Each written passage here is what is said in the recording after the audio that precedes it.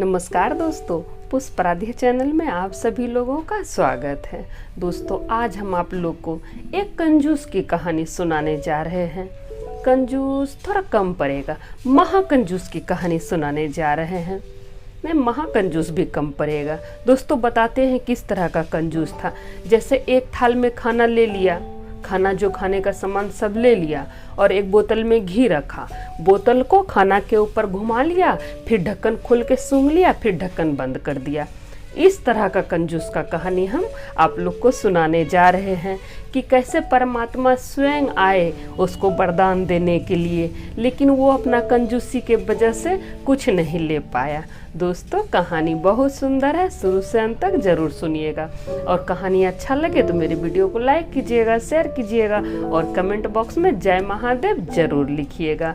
और अगर आप मेरे चैनल पे नए हैं और इस तरह का वीडियो और देखना चाहते हैं तो मेरे चैनल को सब्सक्राइब कर लीजिएगा और घंटी के निशान को जरूर प्रेस करिएगा, ताकि जो भी वीडियो हम डालें उसका नोटिफिकेशन सबसे पहले आपके पास पहुंचे। तो चलिए कथा शुरू करते हैं।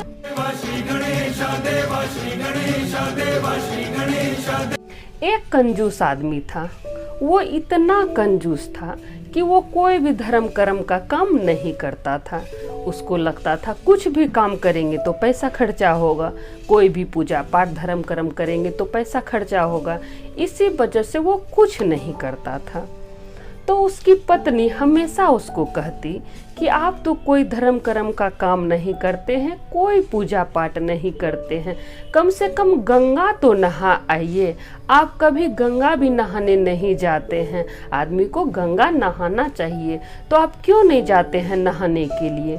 तो उस कंजूस आदमी को लगता कि गंगा जी नहाने जाएंगे, फिर कोई पंडा भेटा जाएगा और पैसा मांगेगा, सो जाना बेकार है। एक दिन कंजूस आदमी सोचा कि ठीक है, जाके हम नहा लेंगे, गंगा जी नहा लेंगे।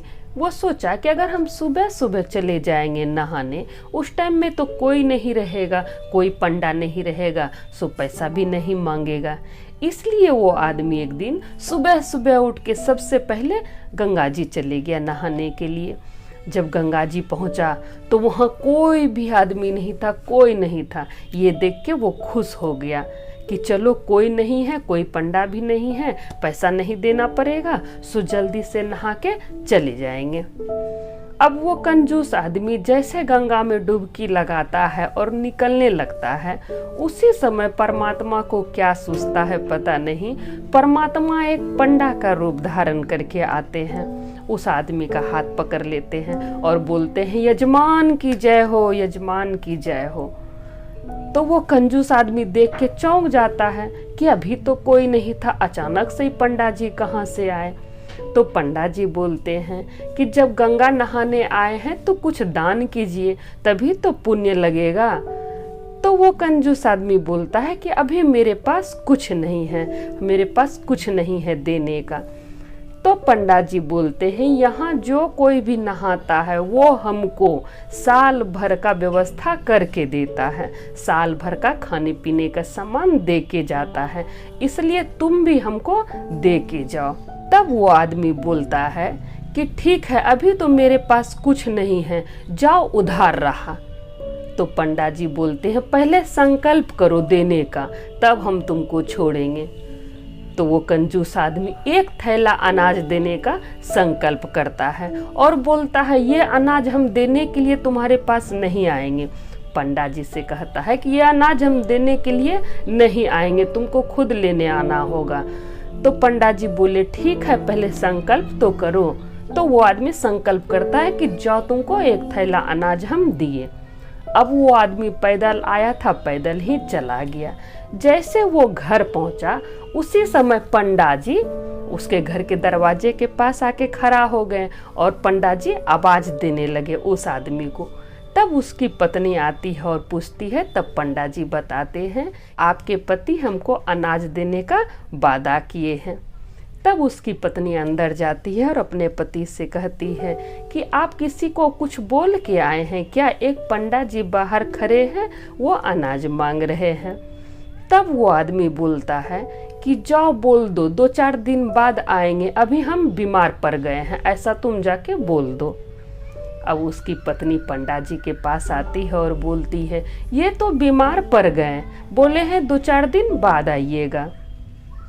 तब पंडा जी बोलते हैं, अरे यजमान बीमार हो गए, अब हम कहाँ जाएंगे, मेरा यजमान का तबीयत खराब हो गया और हम यहाँ से जाएंगे, अब हम कहीं नहीं जाएंगे, जाओ मेरे रहने और खाने का इंतजाम करो, अभी हम यहीं रहेंगे जब तक यजमान का तबीयत ठीक ना हो जाए।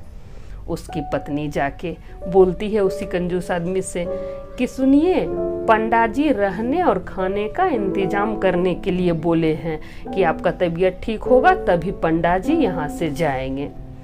तब वो कंजूस आदमी बोलता है कि जाओ जाके बोल दो कि मर गया यजमान। तब उसकी पत्नी उधर से रोते पीटते हुए आती है और पंडा जी से कहती है कि ये तो मर गए, ये अब नहीं है, ये मर गए। तब फिर पंडा जी बोलते हैं, क्या यजमान मर गए, अब हम कहाँ जाएंगे, आप अकेली औरत क्या क्या कीजिएगा, इसलिए हम सारा इंतजाम कर देंगे तब हम यहाँ से जाएंगे।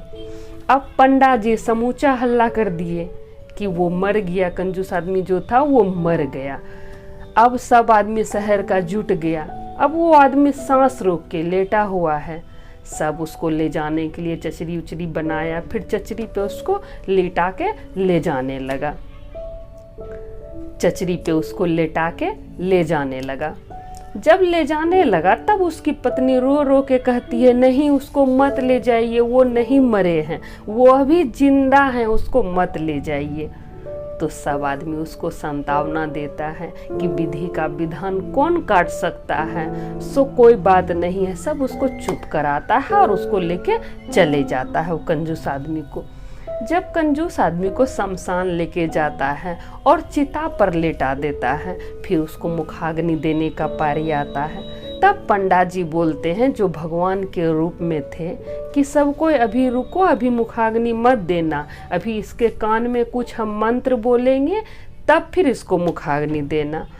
तो वो पंडा जी उसके कान में जाके बोलते हैं, कंजूस आदमी के कान में, कि देखो हम तुमसे नाता जोड़ने के लिए आए हैं, हम स्वयं परमात्मा हैं, तुमको जो चाहिए सो मिलेगा, अपना आँख खोलो। वो आदमी जैसे आँख खोलता है, सामने फिर वही पंडा को देखता है। डर के मारे वो फिर आँख बंद कर लेता है। अब जब डर के मारे आंख बंद कर लेता है तो पंडा जी मुस्कुराने लगते हैं। तो पंडा जी बोलते हैं कि अरे आंख तो खोलो, बताओ तुमको क्या चाहिए। तब वो कंजूस आदमी बोलता है कि हमको कुछ नहीं चाहिए, बस मेरा पीछा छोड़ दीजिए, हमको कुछ नहीं चाहिए, मेरा पीछा छोड़ दीजिए। परमात्मा मुस्कुराने लगते हैं और वहाँ से अंतर ध्यान हो जाते हैं और वो आदमी उठ के खड़ा हो जाता है। तो देखे दोस्तों, किस तरह का कंजूस दुनिया में होता है कि स्वयं परमात्मा को भी नहीं पहचान पाता है। दोस्तों, आशा करते हैं ये कहानी आप लोग को अच्छा लगा होगा। तो सब बोलिए जय महादेव।